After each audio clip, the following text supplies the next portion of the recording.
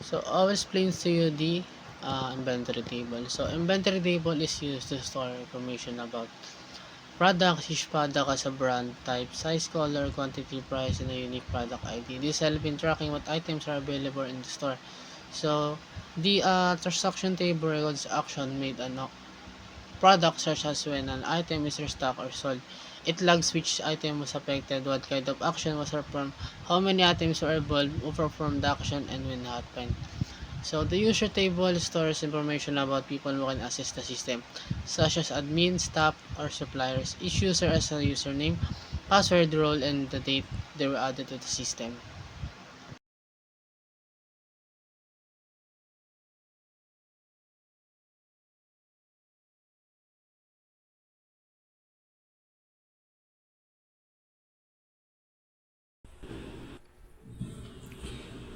Jungle greetings everyone. Welcome to our product inventory management system. A simple system yet powerful tool to design to help business manage their products efficiently. With the system, user can easily add, update, delete, sell, and restock items, while also tracking inventory levels and generating important reports. Our goal is to make inventory management faster, more accurate, and easier for everyone.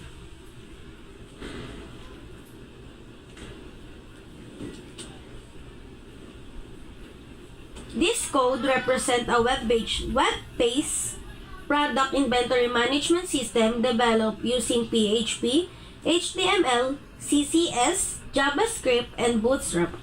At the top, PHP includes statement import essential files such as auth.php for user authentication, admin action for admin-related functionality, inventory action for inventory processing, and data fetching to retrieve necessary data like user and transaction from the database. The web page is styled using Bootstrap and custom CSS file.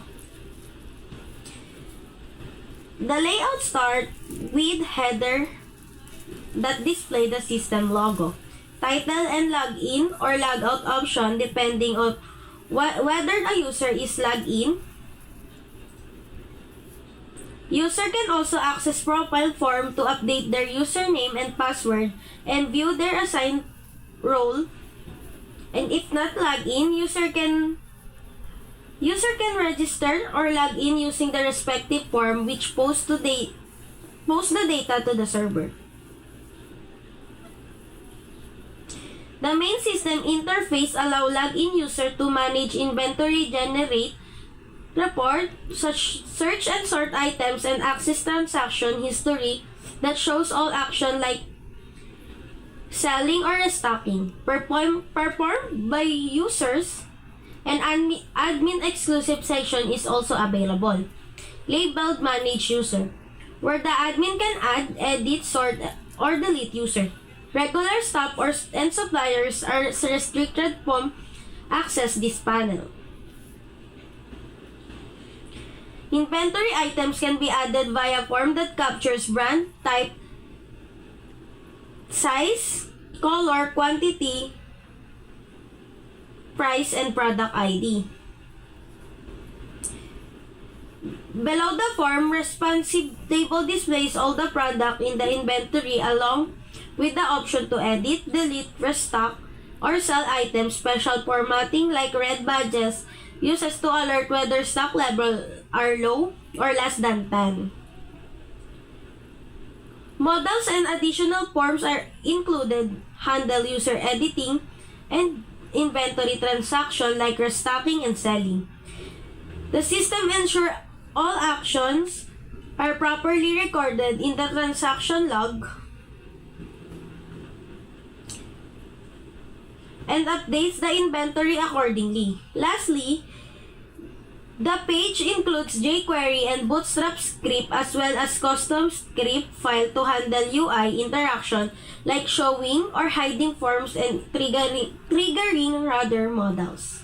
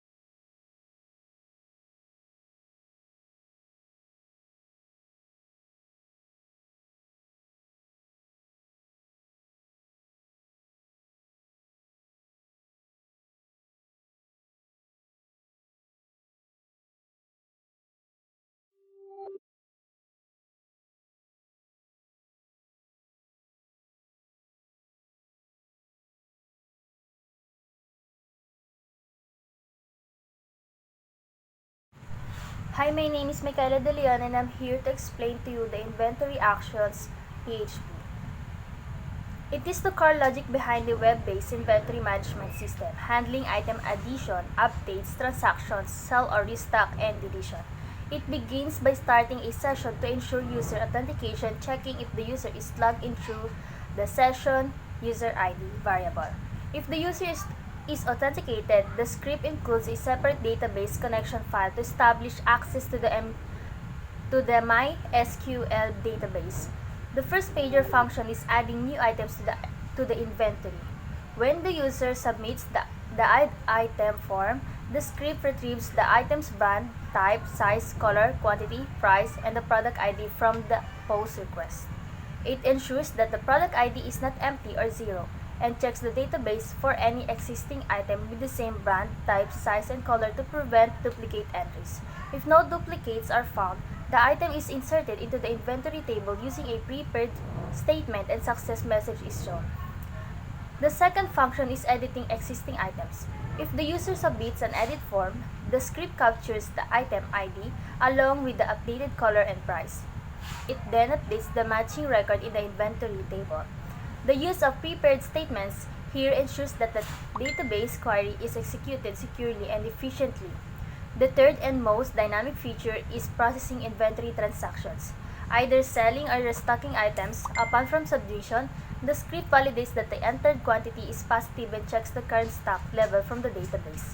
If the transaction is a sale and the requested quantity exceeds available stock, it shows an alert and cancels the operation. Otherwise, it calculates the new quantity and updates the record in the database. Each transaction is also logged in a transactions table with the item ID, action type, sell or restock quantity, and the user ID who performed the transaction.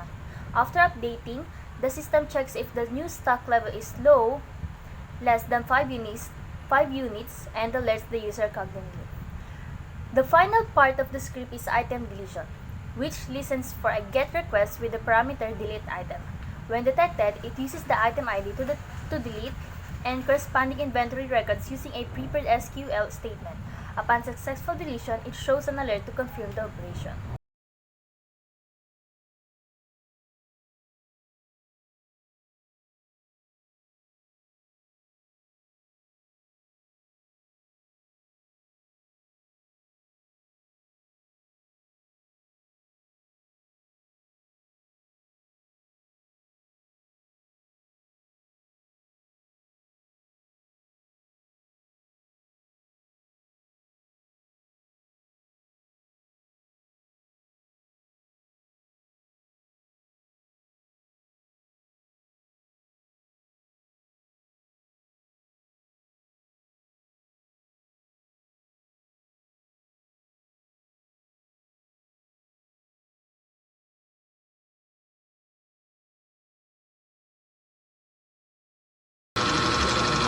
I am Antonio Calcilo and I will explain the generate report.php.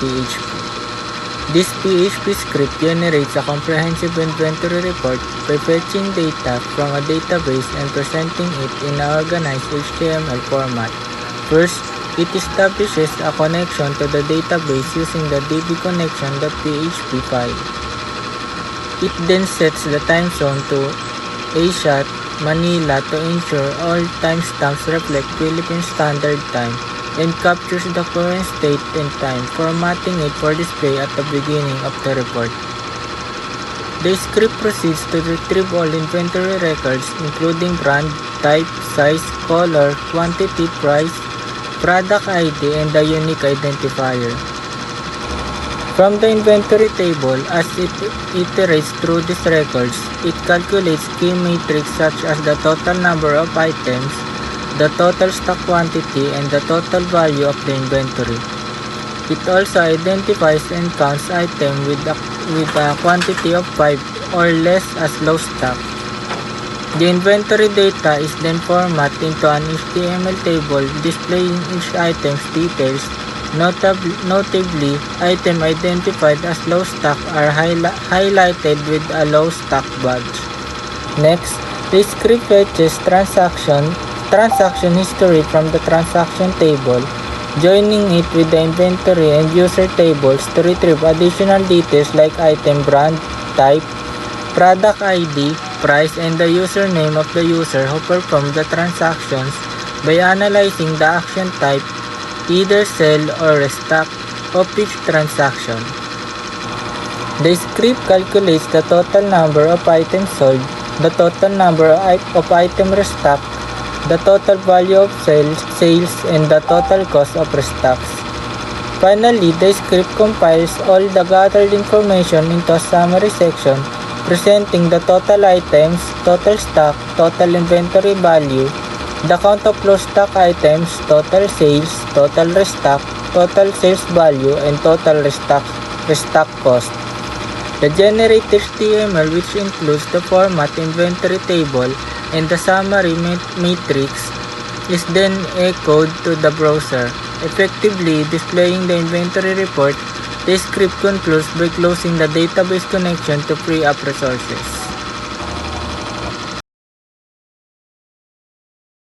Everyone, I'm Lisele Carpi. Today I'll explain admin action. So this PHP is responsible for allowing administrator to add a new user to the system. It first checks if the current user has an admin role and if the add user form button has been clicked.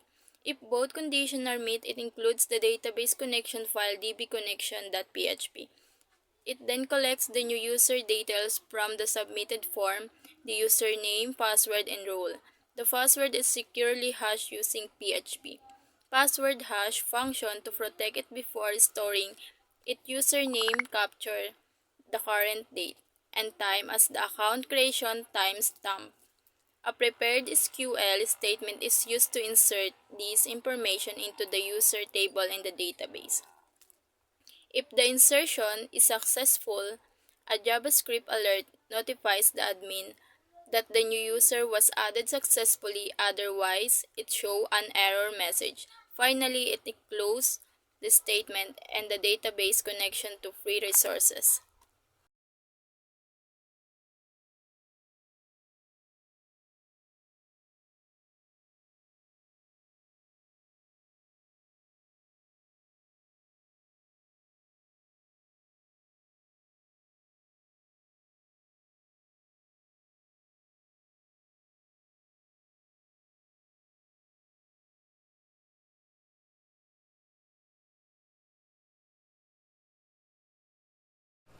Dangal greetings everyone.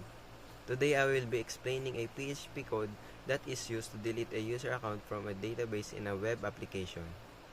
This code is important for managing users, especially in an admin panel, and it includes a built-in security feature to prevent the currently logged-in user from deleting their own account. The script starts by calling session_start, open and close parentheses. This is important because it allows the code to access session variables such as the ID of the user who is currently logged in. Without starting the session, the script would not be able to identify who is using the system. Next, the script checks if the delete user parameter exists in the URL. This usually happens when an admin clicks a delete button for a specific user. When this is true, it includes the database connection file so it can communicate with the database.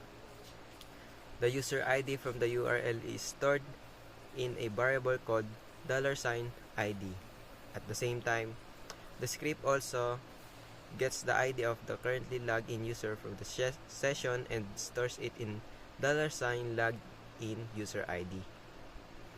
After getting these IDs, the script performs a very important security check. It compares the ID of the user to delete with the ID of the currently logged in user. If they are the same, it means the user is trying to delete their own account.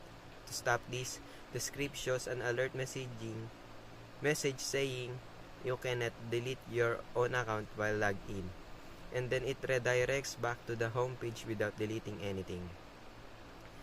If the IDs are different, meaning the user is trying to delete someone else's account, which is allowed for admins, the script continues.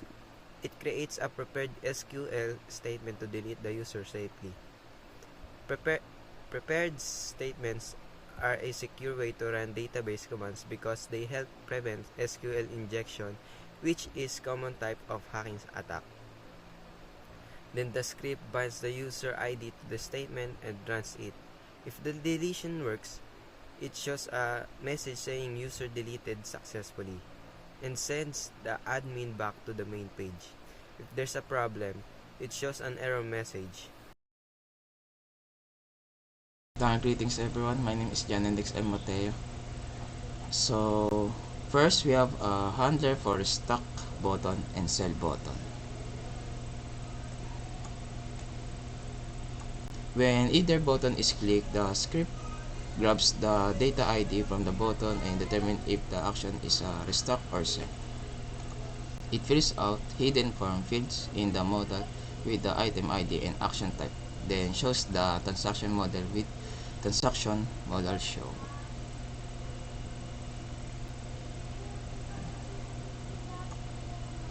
So next, the edit button is used for editing user accounts. So when clicked, it prevents the default behavior there.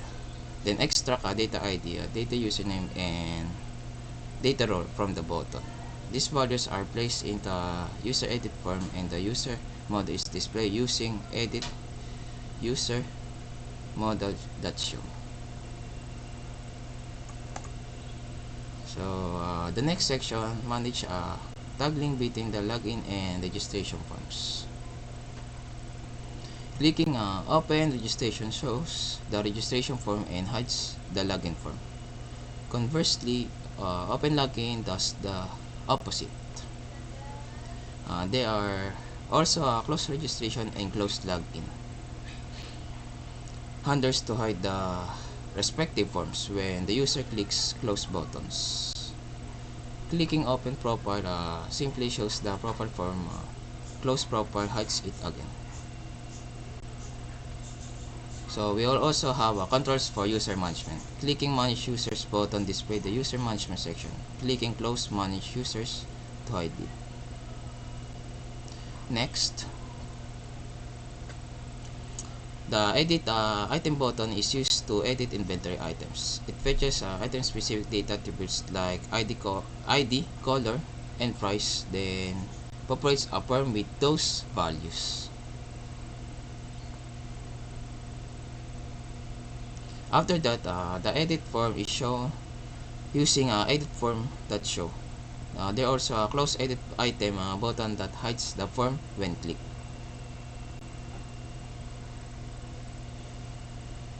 So clicking logout button simply redirects the user to a logout URL using a window location.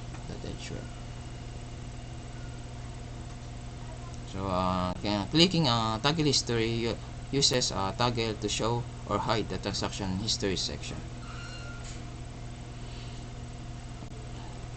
Clicking generate report triggers an Ajax get request to generate report.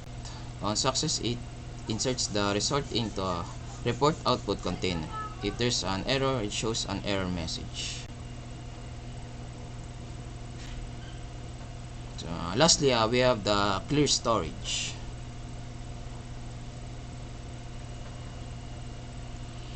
Button which first shows a confirm dialog. If the user confirms, it sends a post request to clear data.php. On success, it alerts the user and reloads the page. If it fails, it shows an error alert. Thank you.